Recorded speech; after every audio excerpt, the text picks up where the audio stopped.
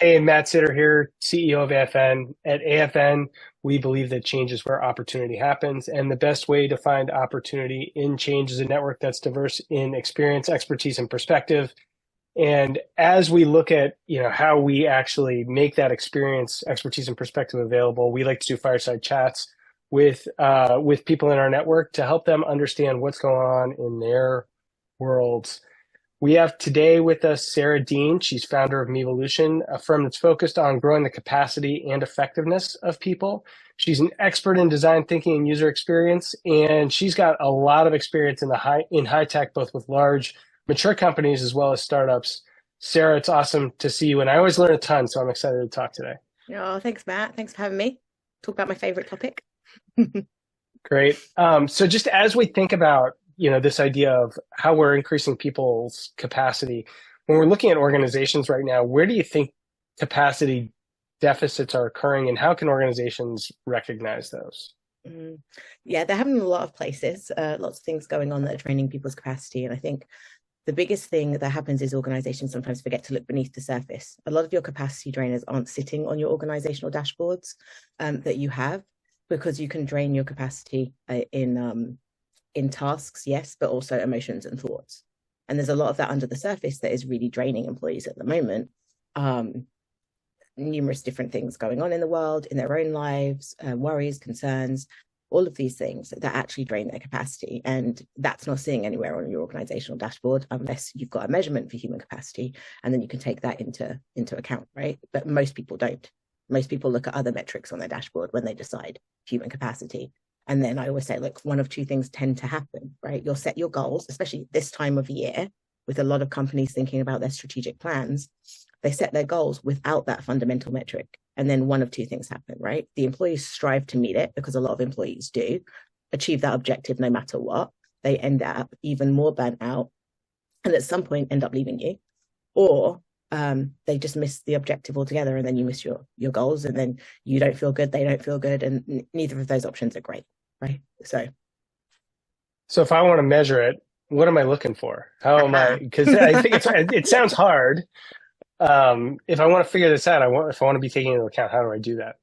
Yeah, so there are different ways. Of course, you could ask people, get their feelings on how they're doing, as a very simple starting point. Of course, we have an assessment called the energy management quotient that we use to measure people's what we call energy banks, and energy is directly related to capacity and potential. You can think of energy as your human currency, right? So you're paying to do everything all day long, and then how much you have to spend is effectively your capacity, right? So the more you have, the more you can achieve. The more you can do, the better you feel. And that capacity is directly then related to your potential.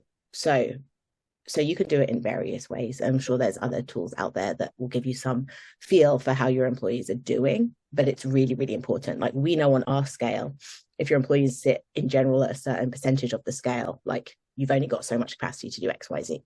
There's not capacity to handle like unexpected hurdles or transformation initiatives or things like that, right? And then you can take that into consideration.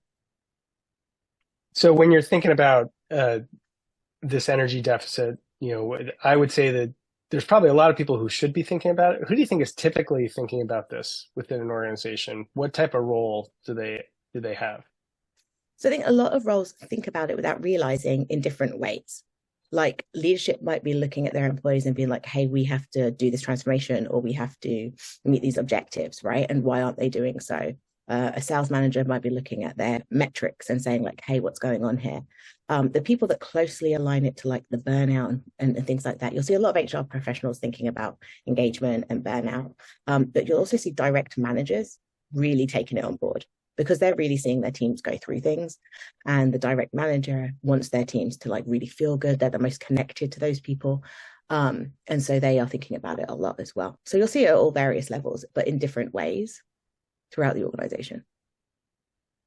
So if you've addressed, or if you said, hey, I'm measuring this, I see that there's a deficit out there. I suspected there was one. I see that it's out there. How do we think about the idea of helping people to recover versus being protective in the first place? What are the types of actions that organizations should take? So you ideally want to get to a point where you're being proactive, right? You're fueling people up, and that they've got the capacity to handle whatever's coming. But most people aren't going to be in that state. They're going to be in some level of deficit, and some of the more extreme levels are going to be burnt out already. When someone is already burnt out, you cannot just throw at them a bunch of stuff to do to get rid of the burnout.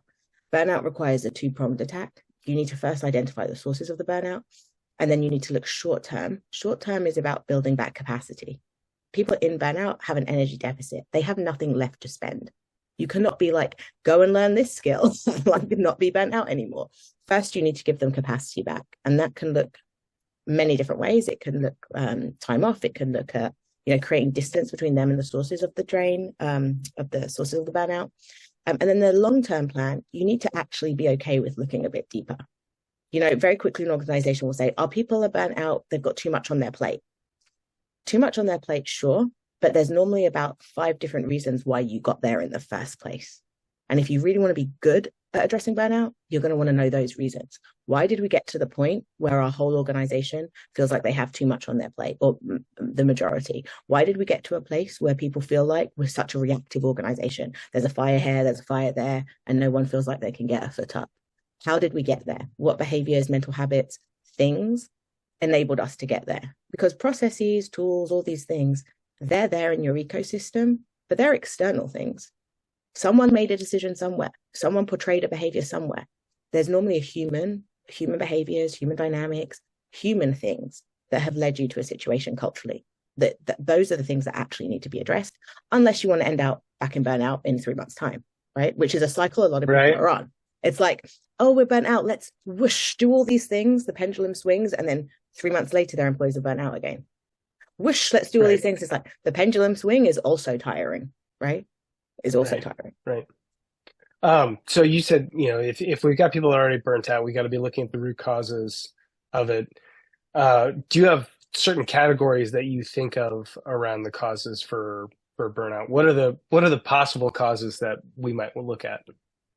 You'll see a lot of it lies in decision-making processes, both internally to an employee and culturally at an organizational level. So why is it that someone says yes to multiple things and then can't deliver adequately on all of them? Sometimes there's people pleasing at stake. Sometimes there's fears and worries and concerns for their job at stake.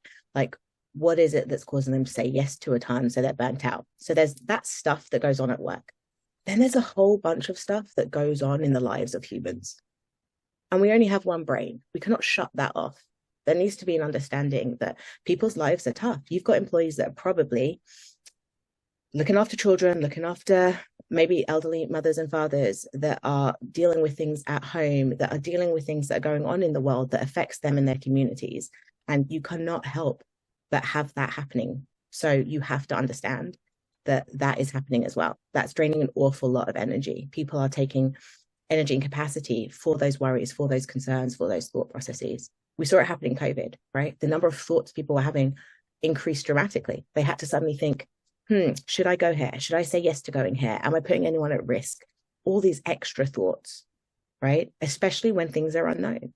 When you stand in front of an unknown situation, there's a bunch of thoughts that occur. And given that we've had such an increase in stress, anxiety, depression, there's a lot of people with a lot of thoughts that you have to think about. You have to think about it in your strategies. You have to think about it in the way that you communicate. You have to think about it and say to yourself, if this is my employee base, what do I do so that they can show up in their best way, do their best work, and that I can make them feel safe in this environment? If you're not thinking about that and you're carrying on business as usual, then you're probably not going to be super successful, right? You're going to be in one of those other categories that we spoke about. Well, I think it's interesting you brought up the pandemic, right? Because there was anxieties that people had just around like, hey, am I going to get sick? Is my family going to get sick? There was uncertainty that happened around that. You had everyone who was working at home, some people for the first time, and not having connectivity with some of the people that they worked with. And that part is persisting more now, right? We've got people who continue to work remotely or working some portion remotely. So when we're thinking about what you said, hey, anxiety went up in the pandemic, makes perfect sense. The post-pandemic hangover, what's that? And what are those persistent things that we're going to see that means that, hey, we need to just be paying more attention to this going forward? So I always explain what happened from an energy perspective and the energy deficit, like your bank account, because that's essentially what it is, right? Your energy account is similar to a bank account. You can invest your energy, donate it, it's basically the same thing. And so in the pandemic, what happened was we started off, this thing happened, and then it was like, okay, we have to do this. It's a stretch. Maybe it's like 3 months. And everyone's like, oh, yay, I'm working at home. Like, yes, we had worries, but it was kind of this period. Then it kept on and we pulled from our energy reserves, right? And then it kept on and we kind of went into overdraft. And then for a bunch of people, they ended up at the debt collectors. So normally when you're looking at energy deficit, you're going through these phases and then you get to burnout, right? So you're tired, you're depleted, you're kind of in overdraft. Then the debt collectors come. That's normally when you're seeing some physical ailment happens, right? The debt collectors have come to collect because your body cannot run anymore. And so then what happened was everything opened back up, right? We carried on. Okay, it's still here, but we're just going to carry on. You can fly again, eat at restaurants. And businesses went, it's over, let's carry on. And there was no like period of recuperation. Now, understandably, we can't all just say, well, shut off and recuperate, get over the last few years, right? But there's things that you can do to make sure that you didn't just expect your employees to go from one of those states, overdraft or debt collection, back to, hey, I've got a full tank and let's go. Because what's happened is every single year, people are starting the year that little bit more drained because they've never had the chance to catch it back up. So before, if anyone remembers, you'd go off for your Christmas shutdown. If you're at a company that does shutdown or whatever, you'd come back and all the employees would be all energized. Oh, I had Christmas. When was the last time you even saw that? Like everyone back in January feeling great and wonderful and, oh, I'm so energized, beginning of the year, let's go. Like when was the last time you remember actually seeing that, right? So that's where we're at. You can't just carry on as usual. We're not dealing with the same people. We're not dealing with the same workforces that we used to. Things happened. You can't unsee what you've seen, right? And we can't just pretend things aren't happening. Right. Are you seeing any organizations that are doing a good job helping people fill back up the tank? And what are they doing that is helping with that? I'm seeing various things. In big organizations, you're seeing pockets of it. It's harder for them, understandably, right, to scale out and things. And in smaller organizations with more flexibility, you can borrow from those learnings as well. So one is that they're going after more personalized experiences with an understanding that humans are all dealing with their own unique circumstances, and allowing people to kind of use things like benefits in the way that they need to, right? Not the one size fits all. That's very old news, one size fits all, right? And it tends to happen. It's like, oh, we need to scale this. Let's give everyone the same thing. But looking at flexible ways to offer benefits and things like that is a great way to do it. And people can use it on what they want, given their life circumstance, right? So that's one good thing we see a lot of trend happening. Two is the type of training that they're giving people. Not your standard kind of like, here's how to be an active listener, but like much more in-depth training, I would say, really helping people understand their minds and where it's at. So we're seeing organizations do that in several different ways, whether it's they're hiring coaches for people or, giving them access to different tools to help them through it. We're seeing a lot more of executives in these companies that are doing it well, getting more in touch with their employee base, like having open conversations, getting a little bit more personal so that there's not this major disconnect between, the leadership in the ivory tower and then like the rest of us. So we're seeing a lot of different trends. And I think the biggest understanding is that, look, employee well-being, employee engagement, employee performance, they're all linked. They're not separate things, right? And employee well-being goes far beyond, hey, here's a gym membership and access to an app and some apples in the lunchroom, right? It goes beyond there. And like I said, there's organizations that pockets of them are doing it really well. Then you've got the organizations where they say an awful lot, and then things aren't really reflected internally. When you work with the employees, they don't feel like that's actually being reflected. Like they say all this to the rest of the world, and that's not happening internally. And that obviously is not great, right? That's incongruent. So. Okay. Yeah. I mean, it sounds like it hasn't really made it a part of those companies' cultures for the most part. With pockets happening, you're like, hey, all right, someone's doing something good over here. Maybe you can learn from that. But it's not central to the belief of the organizations. Yeah, it's kind of like we've made progress, a lot of progress, right? And we have to respect that and celebrate that. But there's a ways to go, because if you really think about it, and if we're really honest, what's the first thing to go when an organization thinks they're not going to make their numbers? A bunch of stuff for employees, normally, right? Normally, it's like, quick, cut this, that, and this.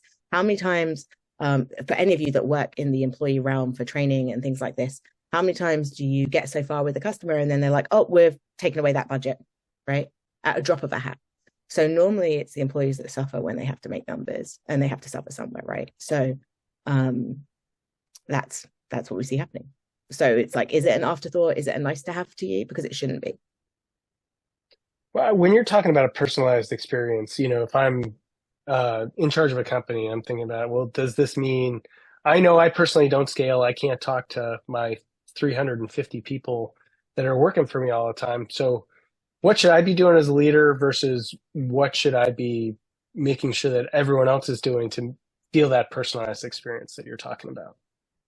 So yeah, I love all these questions because there's a million ways to answer them, right? And there's lots of things to think about, but I'll try and give you like snapshots. So as a leader, right, it's about you and how you show up. That's your energy that you bring to the table, your authenticity. And people can see that whether you're in a room, one of you talking to 500 people, or you're having a one-on-one conversation, your values, your authenticity shows up, and people can feel that. They're going to feel that regardless, right? So it's about building that connection, whether you're, like I said, talking to 1, 5, or 500 or 5,000, right? Individually, it's about looking at how you can offer employees to have more accountability and control and flexibility over the choices that they make of what you support them in. So I'll just use the benefit thing as an example, right? Yeah. Like having flexibility in benefits, where you are, yes, paying a certain amount for benefits for them, but they have the flexibility and control to spend that as they need, right? You are giving them the ability to create their personalized experience. So you are giving them personalization without you having to understand every little detail about their life. Right. But what you would have done is probably done a little bit of work with your employee base to understand the mix of employees that you have, the different demographics, the different needs that people have, right? So that you don't sit in a room, you and all your leaders, who might be all of a certain type of person, right? And then make decisions like, hey, we're all close to retirement. Let's put a bunch of stuff into retirement age because everyone needs that. No, actually, 30% of your workforce are from 25 to 35 and they need other things, right? So you need to have that understanding. But you can put that same principle on a lot of different work elements. So how do we give employees autonomy? How do we give them flexibility so that they can create personalized experiences for the things that matter to them? Employees don't wake up and go, I want to do a terrible job, right? They don't wake up and go like, I'm going to not give my best today. Like, no, they want to, right? So how do you support that? They want to feel good about the work they do. For sure. Well, so anecdotally, I've heard from different benefits organizations that they're doing a better job in terms of thinking about this flexibility around it. How does that match your experience in what organizations are getting? Are the benefits organizations that we work with that help us figure out how to do benefits, are they catching on to this? Like with anything, right? There's people that are doing it great. There's people that are like are getting there, and there's people that like don't get it at all and like are making decisions without employee input. So everyone's somewhere on the scale. And I'd say like the ones that we see doing it the best do kind of respect that, hey, there's a bunch of money that we're going to spend on this. And like, how do we give the employees the ability to spend it as they need to? And whether that's going for lunch one day because you just need to decompress, or whether it's, childcare, or whether it's pet insurance, or whatever it is that's going to take away some worry from your life so that you can take that capacity back, right? Right. So I think that probably as we're thinking about our benefits, no matter what, we should be looking at them, but also asking questions around that. I think the expectation that we can do this all on our own, we can hold our benefits organizations to account against this. Yeah. What options are you bringing me, right? As a leader, it's like, okay, what options are you bringing me to look at? Like, how well do they fare on, like, how did you rate them on their flexibility, on their, processes? Like, and I'll say processes, right? Like you can have a great philosophy, great principles, and then the tool is so annoying for the employee to like go ahead and get the money back or spend, that it's like, it's pointless in the first place. So what's the experience of the tools that we're giving them as well? Because it needs to be easy enough that it's not then adding a layer of frustration and stress to their lives, right? So when we think of folks that are outside of formal authority, and chief of staff is often a position I like to think about because, they're operating totally uninfluenced. They don't have a lot of formal authority, but they have their fingers on the pulse of the network. For those folks that are out there who don't have the formal authority, what do you think they could be doing to influence how we think about capacity for people and helping to increase that capacity? Yeah, I think everyone in an organization, no matter your level, like we can all bring a certain energy to the table, thoughts to the table, and role modeling to the table, right? Because even if you don't have, as you call it, a formal authority, right? By you speaking up about things or having conversations, you give other people around you permission to do the same. So it's one, how are your behaviors showing up? How are you showing up? And then two, it's like if you do have points of influence, which many of these people do, like you have the ears of people, right? What are you Right. telling them? What are you guiding them? Like, how are you using that influence to really guide the decisions of the organization and where they're heading when it comes to looking after their people and the environment that they're setting up? Because often they do have the ears of the people, right? Often they're more influential than the actual person that makes the final decision. So, Right. what are you doing? Because you carry that responsibility with you, right? If you have that position of power, and it is a position of power, whether it's a formal authority or not, like how are you using it to make your workplace better? What are you saying? What's the words you're choosing to use? And what are you bringing up to them? Yeah. Right. And the person in authority may literally like not see it, just Yeah. like, They'll be like, whether it's lack of experience or yeah. they're just not exposed to it. Yeah. And I used to do that. I remember when I was at work once and we had a wonderful leader, absolutely fabulous, one of my favorites to date, but just did not see outside of their bubble often. And I'd often have to pull them aside and be like, hey, look, you just said that. This is how it lands on someone's ears, right? This is how someone else will feel. And they'd be like, oh my gosh, I didn't realize. So it's not always an intentional thing. Right? Quite often it's not. For sure. So thinking about this maybe from a tactical basis, just us as individuals, I like to think a lot about a scarce resource being time. And one of the things I've learned through talking to you is that not all time is created equal. There's different ways that you can use time.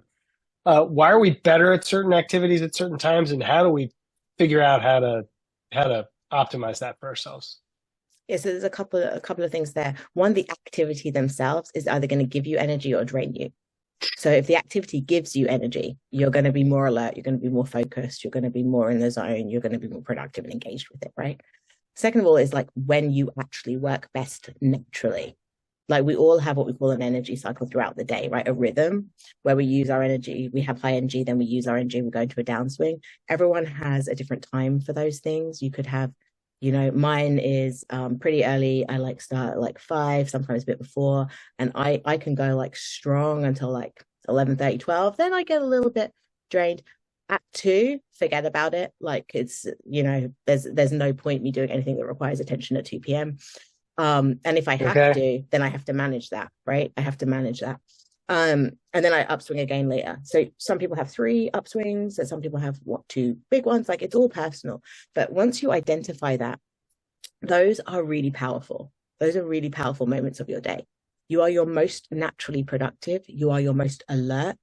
You have the most attention, and you should reserve those for the things that require and deserve that attention. I do not waste those moments on, emails that don't require a lot of attention. I don't waste those moments on meetings that don't require a lot of attention, because they're so valuable. If you map the most important things to those times, you're going to get so much done. You'll be so much more productive. And I always tell people, look, you can't always control it that way, but if you can just find it within your power to protect 1 or 2 energy high cycles a week, your productivity will soar. It will soar. Okay, so I think the important thing is that you said is like, if you can map it, how do I figure this out? I'm working through my day. I don't understand where those high cycles are because I'm just doing my stuff. How would I figure that out? So keep a pen and paper, the easiest way, right? One, I have a module for you in the system, but Okay. the easiest way is take a pen and paper next to you, and every hour just jot down how you're feeling. Like rate your energy 1 to 10. What emotion you feel, like how tired are you feeling? Distracted? Are you feeling, or are you feeling like on point and energetic? And then just do it for a couple of days where nothing like majorly different is occurring. Like if you're about to go out on vacation and you have a hectic day before getting everything ready for it, don't do it on that day, right? Don't do it on your vacation day. Right. Do it in the most average of days, even though I know every day you can say it's not average, but the most average couple of days. Do it for a couple of days, like, 3 days, 5 days, and then look back at the data. If you don't see any patterns, do it for a bit longer, but you'll probably see some. And you probably innately know, if you just spend like 30 seconds now thinking about your day from the time you get up to the time you sleep, you probably have a sense of, hey, I'm not good in general around this time. But if you do the activity, you're going to get to know it really well. And sometimes it's that half an hour makes a difference. 1:30 is different to 2. And so you have a little bit more leeway with your planning when you actually know your timeframes. Okay, and so if I got to do something when I am not in one of those optimal times for it, uh, how much buffer do I need to give myself? How do I think about like making sure I can recharge against that? Yes. And that definitely happens.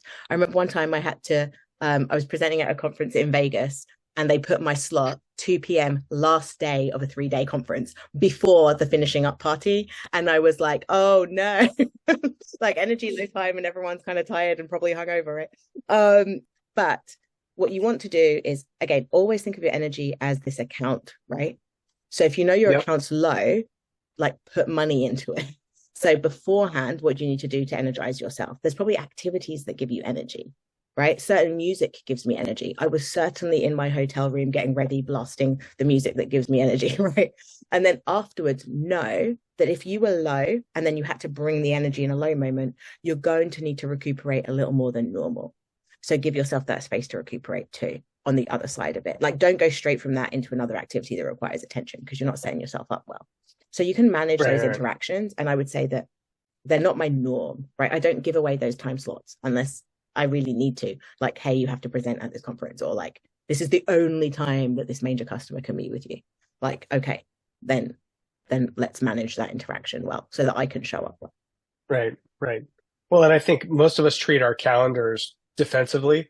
People ask for our time and we're like trying to hold people off. I think part of what you're saying is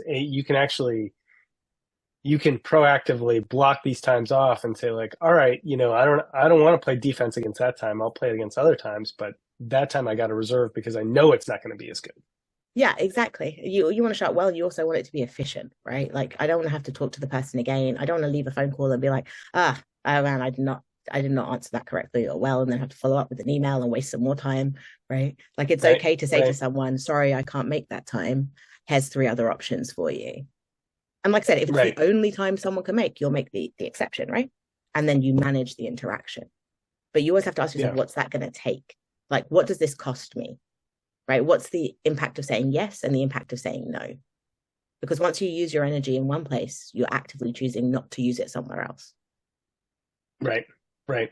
Well, I think what's striking me that's so important here is that self-awareness is like, am I tracking on this? Do I know what I ought to be protecting? Because like we said before, not all time is created equal. No, not at all. Not at all. Like you will get so much work done in those high cycles that you'll feel like you've done a full day's work, right? And it's only been a couple of hours. Yeah. Yeah. So one of the things that you recently mentioned was that you had a goal of how you thought about growing your network and you were trying to talk to a number of different people who you didn't know. Can you tell us a little bit about that and how you went about because it sounds like you just achieved the goal, but what'd you set on that goal? Why were you doing it and how'd you do it? So I am not the most natural of networkers. Like I'm not the one that swans around the room with ease, sliding into conversations and saying hi to everyone. And for those that know me, they'd probably cast me as a bit awkward in those circumstances. Even though I do loads of speaking engagements and all of these things, I find it not my most comfortable zone. And so I tend to just not do it. I just tend to not meet a ton of new people. And that's really important to do as well. Our mission is to energize the world. So I need to be able to meet new people and learn about new people, learn about new things, and also share what we do. And so I just set myself a goal where I had to talk to 100 people that I didn't know related to my ecosystem. So whether that's, possible partner, possible customer, possible someone that has information, researchers, like doctors, like whoever in my ecosystem of what we do. And it just led to some really great connections, some really amazing conversations, and some really amazing people. And I had to set the goal intentionally, right? One is I know me. If I have a goal, I like to meet them. But 2, it sets your brain up well. Your brain, once it's got a goal, will do everything in its power to help you put energy towards it. So the decisions to do something become a little easier. That dinner that I would have been like, oh, sorry, no, I can't make it. It was an easier yes, right? Because I'd set that goal, I've written it down. My brain knew it was something that I was aiming for. So like you can work with your brain's processes a bit to help you achieve those things. But like I said, it's led to some amazing, amazing connections wonderful people that I would never have known existed, a number of potential partnerships and things like that, customers, sure, but also just amazing people that I realized we have this whole ecosystem of amazing people really trying to make the world a better place. And Right. also like found like more people in my tribe, right? Like people that that are certain ways and think certain ways and want to do certain things. And then a bunch of people that are really different to me that were just phenomenal conversations to have, and to know them is an absolute honor. So to everyone that helped me meet people, because that's one of the ways I've done it, I said to my network, including my wonderful AFN family, this is what I'm trying to do. So if you know anyone that would like to talk to me, welcome the connection. And I got so many people that introduced me to people, and that's it, took off from there. So Cool. Well, and I think, I've heard you talk a little bit about the idea of setting a goal, like your brain already, you want to be able to achieve it, but it sounds like this is one of those activities that maybe was a little bit energy draining for you. So, you're setting a goal to do something that, isn't going to feel as good. How did you make sure that you were able to recharge, or charge up before, those interactions? yeah, so lots of activities where like beforehand that give me energy, but the most important one for me was re-energizing afterwards. Like Okay. making sure that I just took my time to like get my energy back, not be around anyone else's energy. I actually maintain that even when the world's the most chaotic place. That's just one of the energy management principles, right? You need to pay back into your bank daily. And so that became really important. Like, yes, I just spent a fabulous 2 hours speaking to someone over dinner about all things, and met this amazing person. We had all these ideas and we've got lots of napkins with notes on Right. it. But now I need time to just like put the energy back into the bank. And running a business, having kids, like looking after elderly parents, like whatever you're doing, it can be hard to do that. So a lot of people would go do something and then not do that, right? So you have to be really intentional about taking that time and deciding Yeah. where you're going to make some swaps to make that time happen. Well, and as we think about like, we've all got scarce resources that are out there. I would say that organizations are constantly thinking about like, all right, that I'm trying to get the most out of my people, but you're saying, hey, you've got more capacity there. We just got to understand how to use it right. Yes. And also change your question. Don't say get the most out of my people. Say get the best out of your people. You will find that the Right. most is only a small part of that. Right. Right. All right. Well, this was great, Sarah. We're going to stop the recording here and we're going to go to some questions, but thanks a ton. This was a great conversation. And